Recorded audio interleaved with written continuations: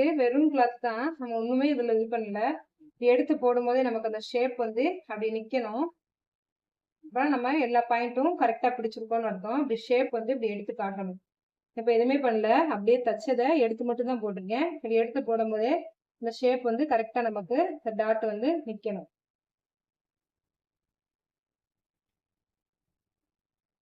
பட்டி ரெடி பண்ணி வச்சுக்கோம் பார்த்தீங்களா? ஃப்ரண்ட் சைடு வர்றத கரெக்ட்டா போடணும். அதே மாணிக்கு இந்த சைடு வசம் பார்த்து அந்தந்த இத ஃப்ரண்ட்டும் சேமா இருக்கிற மாணிக்கு போட்டு நல்ல பக்கமும் ஒண்ணு மேல ஒண்ணு இருக்கிற மாணிக்கு வச்சுட்டு பட்டியை ஜாயின் பண்றோம்.